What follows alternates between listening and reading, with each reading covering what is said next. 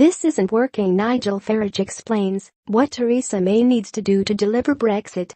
The former Ukip leader advised the Prime Minister on what she needed to do to deliver Brexit for the British people.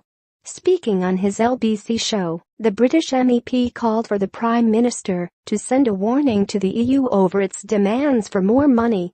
Farage also took a swipe at the Labour Party leader Jeremy Corbyn, who also travelled to Brussels to meet with EU chiefs. He said, "I think she has been utterly humiliated by the leader of the opposition coming here and being treated like a hero. They are doing it to try and divide our country. They are doing it to try and bring down the government, to get a new prime minister who will do effectively what they want him to do. The first thing Mrs. May has to do is say enough. This is unreasonable behavior.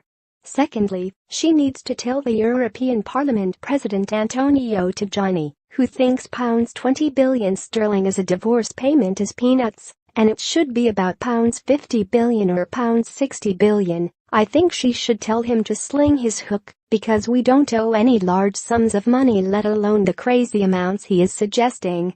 And I would ask her to stop begging for a transition deal, for stop trying to prolong the agony of this. All you would be asking for, Prime Minister, is a worse form of EU membership for that period of time." Farage also claimed it was becoming absolutely clear that the European Union does not want a deal in the Brexit negotiations. He said, delay.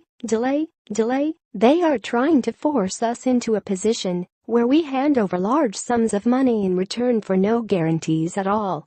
This isn't working. There is a whole world out there that we could be negotiating with, but we are not, because we are tied up with this. I think it's time for a deadline," she says. "Right, you have got until March or until June next year to sort this out, or we are walking away." The comments come as the Prime Minister travelled to Brussels to meet with European leaders at the European Council summit on Thursday. Mrs. May said that she would be demanding urgency as she spoke with EU leaders in a bid to advance divorce negotiations, which remain in deadlock.